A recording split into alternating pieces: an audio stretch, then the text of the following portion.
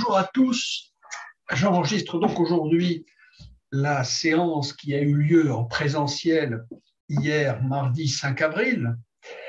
Et avant toute chose, et pour commencer, toutes affaires cessantes, je dois vous présenter mes plus plates excuses pour une malencontreuse faute de langue que j'ai commise la semaine dernière, à la toute fin de la deuxième partie de la séance de fin mars, lorsque j'ai prononcé un très malencontreux qu'il faudra t'avoir en mémoire.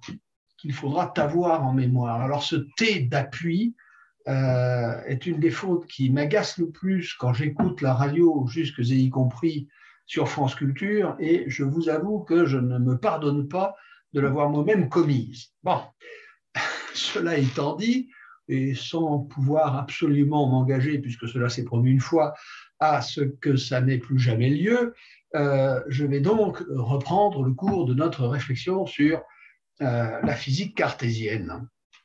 Avant d'en venir donc à la suite de ce cours, quelques réflexions quand même sur la façon dont les choses se passent. Hier, en présentiel, nous étions une toute petite dizaine. Pour ce qui concerne donc cet aspect, le présentiel, je dois dire que le prix du gasoil, plus le temps de déplacement, plus le fait que cela me mobilise une journée par semaine et m'empêche donc d'être ailleurs, je commence à me demander si ça vaut vraiment le coup de continuer sur le mode présentiel. Bon, j'en ai parlé hier avec les participants, je leur sais fort gré de se rendre à ce rendez-vous hebdomadaire, je rends hommage à leur persévérance et je les remercie de leur fidélité, et je ne suis certes pas disposé à déserter ces cours en présentiel tant qu'il y aura un petit espoir d'intéresser un nombre non négligeable de participants. Si ce nombre devenait trop faible, toutefois, évidemment, je reconsidérerais les choses. Quant à ces cours en visio, je m'aperçois que leur fréquentation n'est pas non plus extrêmement nombreuse, puisque nous sommes à peu près à un peu plus ou un peu moins, ça dépend des fois, de 25 consultations de ces séances, ce qui ne fait quand même pas lourd, surtout si l'on compare à ce qu'était la fréquentation en présentiel des cours de l'UTL avant cet épisode du Covid-19, lorsque les cours de philosophie avaient lieu à l'amphithéâtre, donc dans les conditions normales à l'IUT, sans parler de ce qui fut aux heures glorieuses de ces séances de philosophie, lorsque nous commencions l'année au lycée Théophile Gautier le soir à souvent plus d'une centaine de personnes pour la finir entre 60 et 80. Bon, alors, ce n'est pas que mon amour-propre en soit profondément blessé, mais ça devient un petit peu déprimant et on peut finalement se demander à quoi bon. D'autant plus que je constate que les autres cours de l'UTL, y compris en visio, sont suivis au-delà de 100 personnes. Alors, bon, je répète, je ne m'en vexe pas, mais je me dis, il doit y avoir des causes à cela. Et ces causes, alors est-ce qu'elles tiennent, ça je ne le sais pas du tout, hein. Est-ce que ces causes tiennent à la discipline elle-même, le fait que la philosophie serait peut-être, je ne sais pas, plus exigeante? Je ne crois pas du tout que la philosophie soit une discipline plus exigeante au niveau de ceux qui la pratiquent, de ceux qui font de la recherche, au niveau de ceux qui écrivent, que l'histoire, que les langues vivantes ou anciennes, ou toute autre discipline scolaire ou universitaire. Peut-être est-ce plus difficile à suivre, surtout en visio, je n'en sais rien. Peut-être est-ce dû au sujet que je traite, peut-être est-ce dû à la façon dont je le traite, peut-être est-ce dû au support visio, le fait que, bon, ces cours soient... Mais le support, j'élimine l'hypothèse, puisque d'autres s'en accommodent très bien dans d'autres disciplines. Alors voilà, c'est toujours pareil. Si vous avez des hypothèses sur les questions que je me pose, et des réponses éventuellement, des solutions à apporter, eh bien, je vous serais très reconnaissant de me les faire connaître. toujours à la même adresse mail, patrick.dupuey@protonmail, en un seul mot, protonmail.com.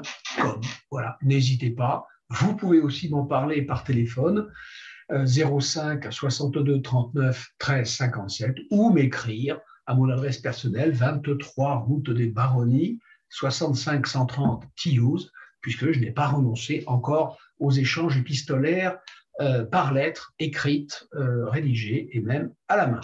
Voilà. Bien, je vous remercie. Je vais continuer mon petit bonhomme de chemin, mais je vous avoue que je le poursuis avec une baisse non négligeable d'intensité du feu sacré. Bon, je ne suis pas disposé comme ça à m'arrêter du jour au lendemain et à me retirer sous ma tente, mais j'avoue que je n'ai pris encore aucun engagement pour l'Université du temps libre pour l'année prochaine. J'hésite à le faire, et en particulier si certains avaient, disons, dans la tête des propositions de thèmes, de sujets, d'auteurs, je ne sais pas, se rapportant évidemment à la philosophie, susceptibles comment dire, de rassembler un intérêt plus massif, eh bien, n'hésitez pas, là non plus, à me le faire savoir.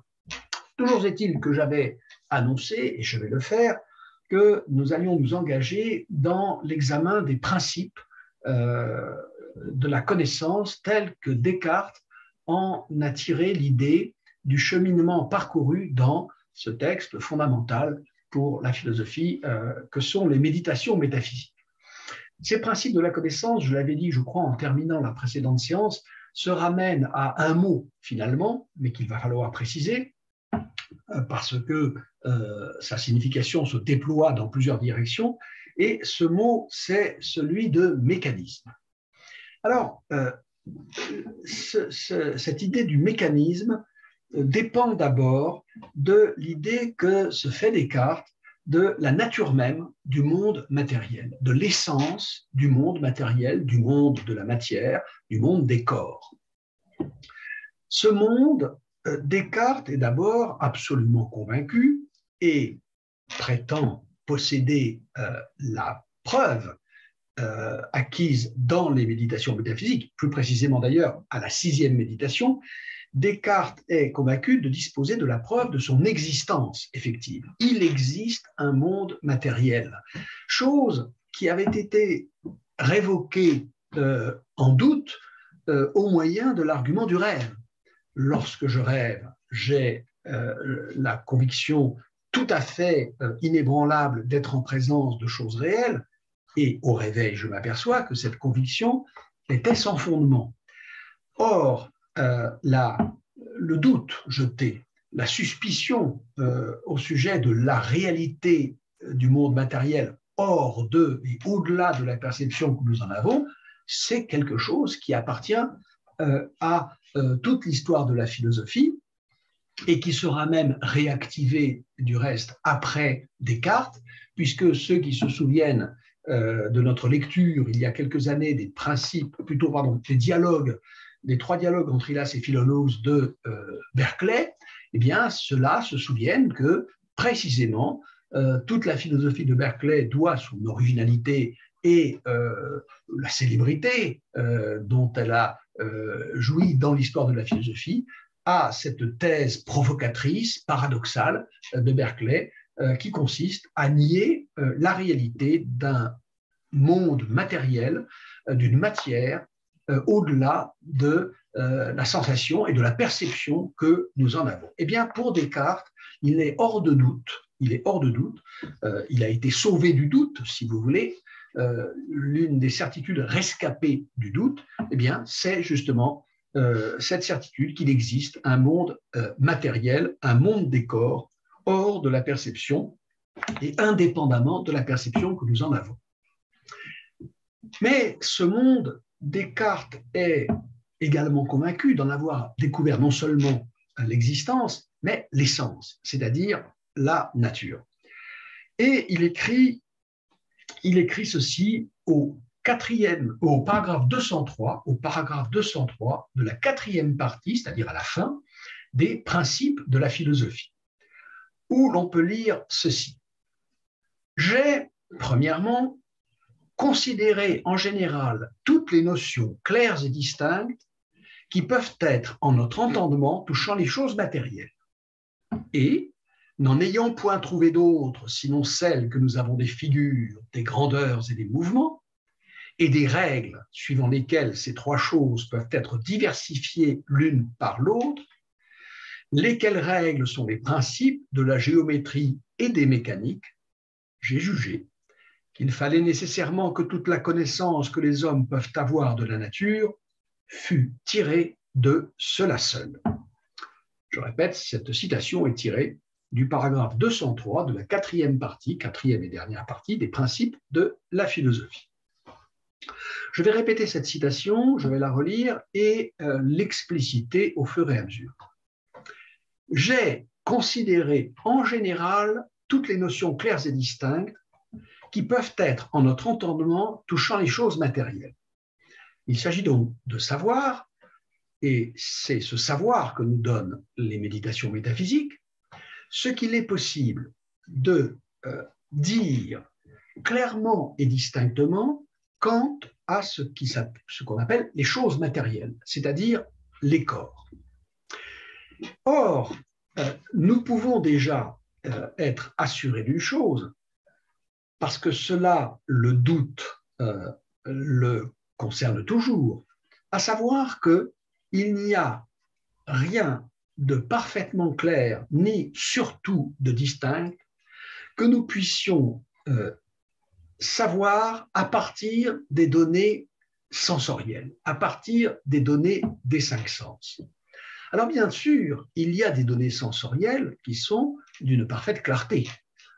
Si vous regardez le soleil et même la lune, qui brille pourtant beaucoup moins, vous aurez la sensation parfaitement claire, c'est-à-dire indiscutable, qui s'impose d'elle-même sans laisser la moindre place au doute. Vous aurez la sensation parfaitement claire d'un corps brillant. Vous distinguez clairement deux couleurs comme, par exemple, le rouge et le vert. La chaleur du feu s'impose en toute clarté dès que vous entrez dans une pièce où il y a un foyer, en venant, par exemple, de l'extérieur, où règne, si c'est l'hiver, une température très basse. Donc, les sens nous fournissent des données qui ont le caractère de la clarté. Mais point de la distinction. Je veux dire que, bien sûr, le vert et le rouge se distinguent, le chaud et le froid se distinguent, de même l'aigu et le grave dans les sons, par exemple, des instruments de musique. Mais cette distinction n'est véritablement perceptible et ne peut être établie à un niveau satisfaisant que jusqu'à un certain point qui est, il faut bien le dire, assez vite atteint quand il s'agit des données sensorielles. Cela veut dire que si vous distinguez bien, par exemple, si vous distinguez bien les cerises rouges dans le feuillage vert du cerisier ou les fraises des bois parmi les feuilles de fraisier, lorsque à l'automne vous regardez toutes les nuances de brun, de marron, d'orange, de jaune, de rouge ou de rose des feuilles que les arbres s'apprêtent à perdre après qu'elles aient perdu leur couleur verte, et bien là, les distinctions sont beaucoup plus délicates à faire. De la même façon que vous le savez bien, il faut une très grande habitude de l'audition des sons de l'orchestre pour distinguer quand l'orchestre joue la musique, les différents instruments les uns des autres. Et donc, aux données sensorielles, on peut certes demander de nous présenter assez souvent des données pourvues de toute la clarté nécessaire, mais pour ce qui est de la distinction entre les données des sens, les choses sont évidemment tout de suite, très vite du moins, beaucoup plus floues, beaucoup moins fiables. Donc, qu'est-ce que nous pouvons avoir comme notions claires et distinctes en notre entendement touchant les choses matérielles? Eh bien, justement, les notions qui concernent l'entendement, c'est-à-dire l'intelligence. Car dès que vous avez affaire à des données de l'intellect, c'est-à-dire à des objets qui ne sont plus donnés au sens, qui ne sont plus donnés à la perception sensorielle, mais à l'intelligence, là, les distinctions restent perceptibles, elles restent présentes à notre esprit, aussi loin qu'on puisse aller.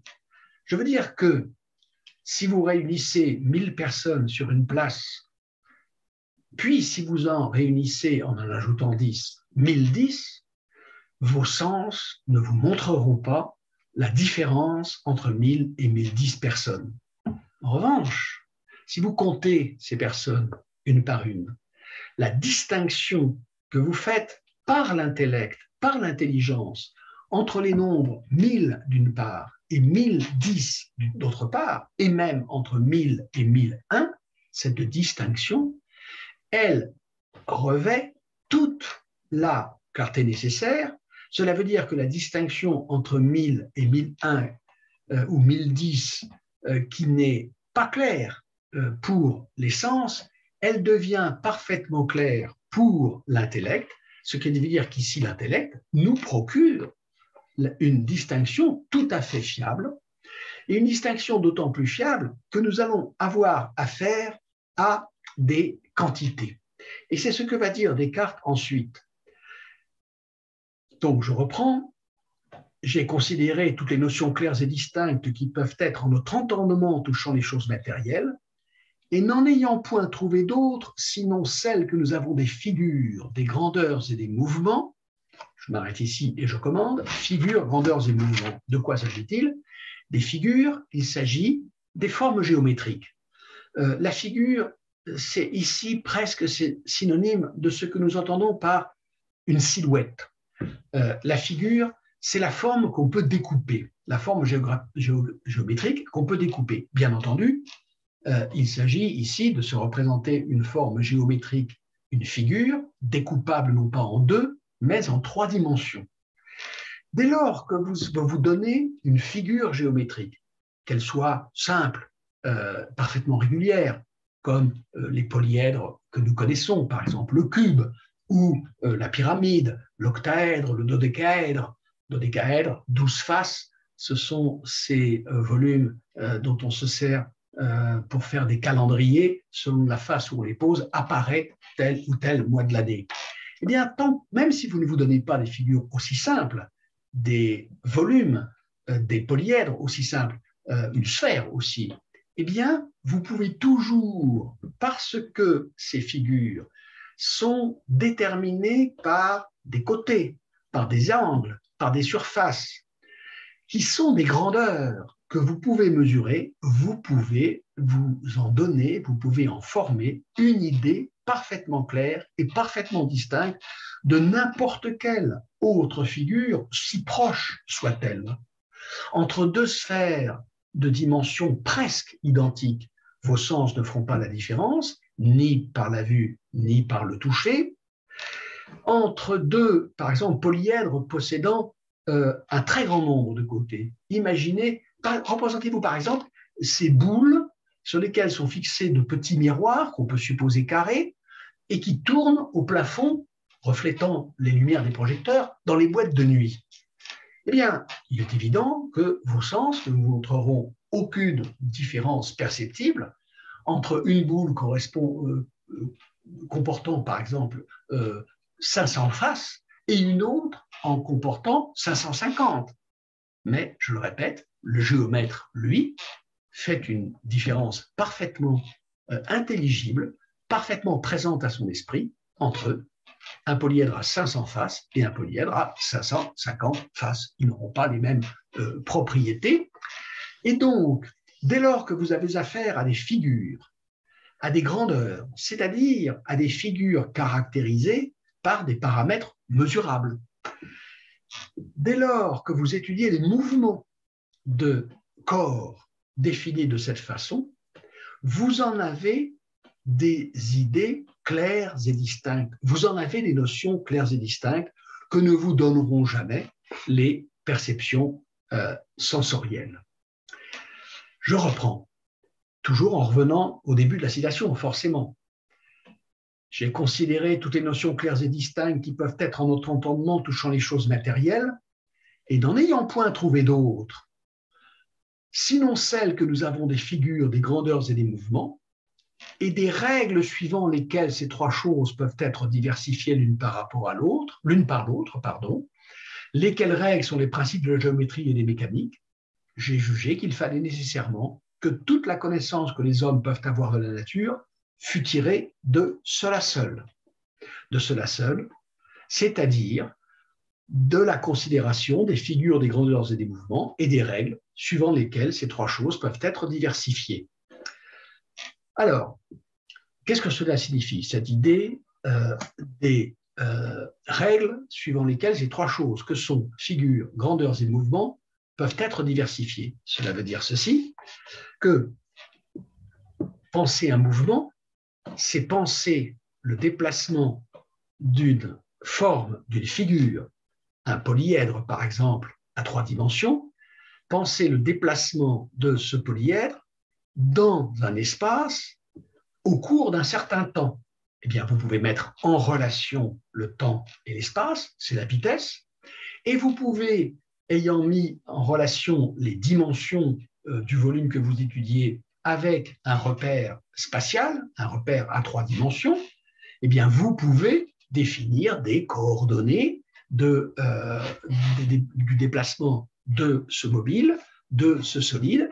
Vous pouvez en étudier quantitativement, grâce à la mesure, les mouvements. Voilà ce que veut dire diversifier ces données que sont figures, grandeurs et mouvements, les unes par rapport aux autres.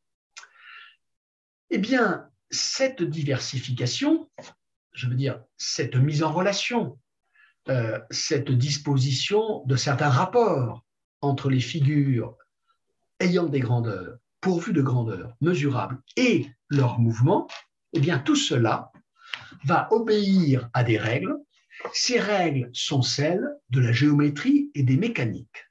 Alors, qu'est-ce qu'il faut entendre par géométrie et mécanique? Ce sont les règles de la géométrie, au sens où ce sont les lois formelles des relations qu'on peut établir entre certains objets possédant certaines formes plus ou moins simples, plus ou moins compliquées, les mouvements de ces objets dans un espace où ils se déplacent selon certaines vitesses, pendant certaines durées, ce qui permet d'intégrer le paramètre du temps, et c'est dégager, mettre en évidence ces règles.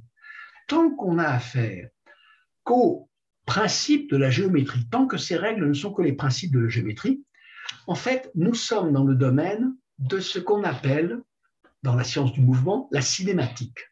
La cinématique, c'est, si vous voulez, l'étude purement géométrique des corps en mouvement.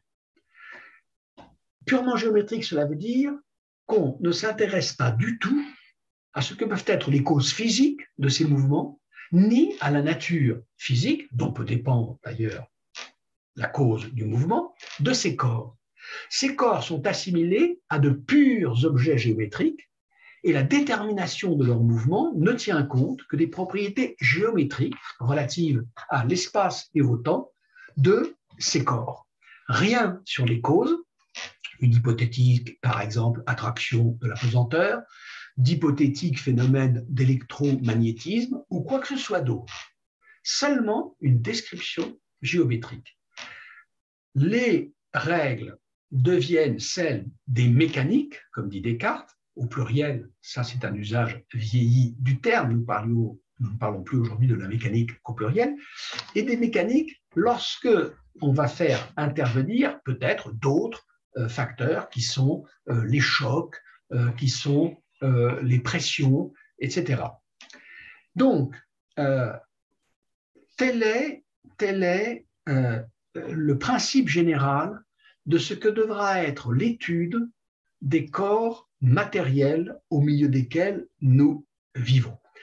J'ai jugé qu'il fallait nécessairement que toute la connaissance que les hommes peuvent avoir de la nature fût tirée de cela seul. La matière est donc faite de figures. figure possédant, se définissant par des paramètres auxquels on peut appliquer des grandeurs, c'est-à-dire que l'on peut soumettre à la mesure, tout cela animé de mouvement. Ce qui veut dire que les seules notions claires et distinctes que nous pouvons avoir des corps matériels sont les notions qui ressortissent à l'identité géométrique de ces corps, à l'identité de ces corps en tant qu'elle peut être l'objet d'une appréhension par l'entendement et par l'entendement seul. La connaissance du monde matériel ne nous sera pas offerte par les sens. Les sens ont d'une très grande utilité. Les sens sont évidemment le premier moyen dont nous disposons pour conduire notre existence pratique, pour vivre dans ce monde. Mais si les sens nous permettent de vivre dans ce monde, d'y exister et d'y conduire nos affaires, ils ne nous en donnent pas la connaissance objective. Alors, je parle de connaissance objective, et pourtant, la façon dont Descartes est exprimé dans ce passage ne laisse pas a priori supposer que sa physique pourrait élever justement une telle prétention dans l'objectivité, car il parle des notions claires et distinctes qui peuvent être en notre entendement touchant les choses matérielles. Ensuite, il dit « J'ai jugé qu'il fallait que toute la connaissance que les hommes peuvent avoir de la nature fût tirée de cela seul, à savoir des règles de la géométrie et des mécaniques. » Est-ce que Descartes ne semble pas ici nous dire qu'au fond, il ne s'occupe pas de ce qu'est la nature intrinsèque de la matière, de la substance corporelle, mais seulement des principes que nous devons avoir en l'esprit, des notions que nous devons trouver en notre esprit pour nous procurer une connaissance de cette matière, de ces corps matériels? Eh bien, même si je ne peux pas justifier ici la réponse à cette question, je vais quand même vous la donner. Dans les méditations métaphysiques, Descartes croit avoir trouvé le moyen d'établir de façon absolument certaine, par une voie elle-même parfaitement claire et distincte, il croit avoir établi de façon certaine que les principes de la connaissance, que les principes à partir desquels une connaissance de la nature matérielle est possible, les principes de la géométrie et des mécaniques, eh bien que ces principes ne sont pas seulement les outils utiles, commodes, appropriés, adéquats pour comprendre la réalité, mais que ces outils correspondent à des principes qui sont effectivement à l'œuvre dans la réalité elle-même. C'est-à-dire que les méditations métaphysiques n'ont pas fourni à Descartes seulement les principes à partir desquels une connaissance la plus, je dirais, aisée possible, un accès le plus direct possible à la nature matérielle serait possible. Ils nous ont fourni, on peut dire, la justification de la structuration même de la réalité objective conformément à ces principes. Ce qui veut dire que lorsque Kepler, Galilée découvrent dans le monde physique, dans le monde matériel, lorsqu'ils découvrent une structure mathématique, celle qu'ils mettent en évidence chez Kepler, par exemple, dans la rotation des planètes autour du Soleil, ou chez Galilée, dans le phénomène de la chute libre, ou des oscillations du pendule, etc., eh bien, lorsqu'ils découvrent les lois de la nature, Kepler et Galilée et tous les autres, Pascal, par exemple, pour l'hydrostatique, tous ces physiciens ne nous proposent pas simplement dans leurs équations une certaine manière de parler de l'extérieur du réel, dans un langage qui serait simplement commode, celui des mathématiques. Ils nous disent que le monde est effectivement, selon l'image qu'emploie Galilée lui-même, est effectivement un grand livre écrit dans la langue mathématique. Et que les mathématiques, la portée des mathématiques pour la connaissance physique, la puissance des mathématiques pour la connaissance physique, n'est pas enracinée seulement dans leur caractère de langage clair et intelligible pour la connaissance humaine, mais dans la nature de la réalité elle-même, chose dont vous vous souvenez qu'Einstein s'émerveillait pour se demander comment il se pouvait qu'une science élaborée entièrement a priori, les mathématiques, fût efficace pour comprendre la réalité physique. Eh bien, cela, Descartes prétend nous l'avoir, dans les méditations métaphysiques, expliqué. Il prétend en avoir rendu compte, il prétend en avoir découvert le fondement. Qu'est-ce donc que cette nature des modernes, ou du moins considérée dans sa version cartésienne? Eh bien, c'est une nature dont la substance constitutive, je parle évidemment ici de nature matérielle, je parle du monde des corps. Eh bien, cette nature matérielle, ce monde des corps, est une réalité dont la substance constitutive, ce dont elle est faite, cette réalité, dont la substance constitutive est d'essence géométrique. Cela veut dire que le réel, c'est, au sens propre, de la géométrie. Alors, si vous voulez, bien sûr, de la géométrie, on va dire, matérialisée, de la géométrie incarnée, d'une certaine façon, car lorsque nous faisons de la géométrie en mathématicien, lorsque nous démontrons des propriétés des figures géométriques, du triangle, du cercle, de la sphère, nous ne nous déplaçons pas, nos raisonnements n'évoluent pas dans un univers de matière, un univers de corps.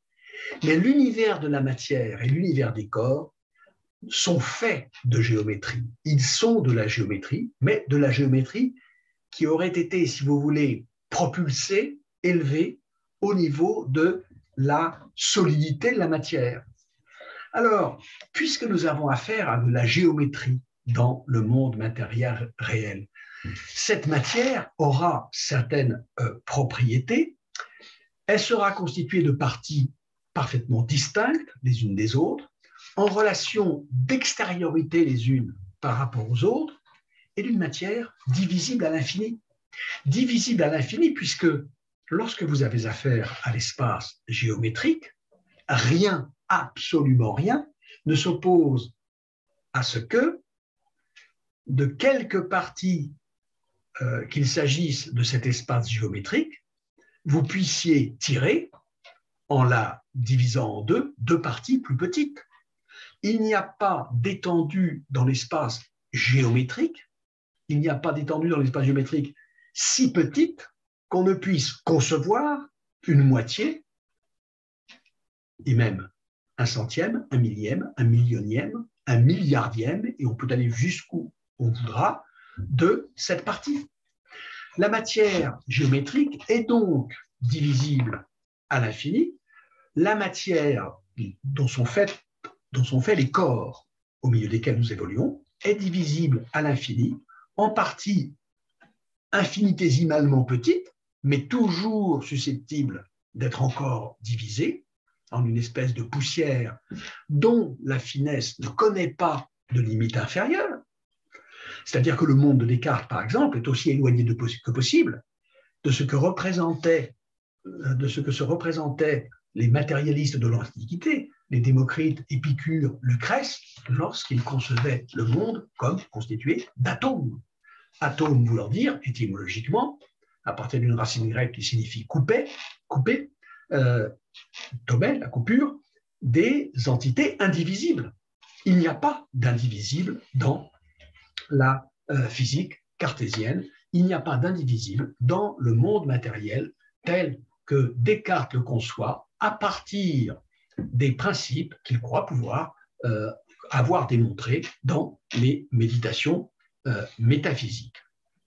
Cela a évidemment pour notre perception du monde et pour notre connaissance du monde une conséquence tout à fait considérable, tout à fait immense, et qui est celle-ci, que les propriétés que nous font connaître les sens, propriétés qui appartiennent bien, si l'on veut, en un sens aux objets, en tant que nous sommes en relation avec ces objets. Il ne va pas s'agir de nier que pour moi, qui évolue dans un monde où il y a de la neige, où il y a du feu, où il y a du miel.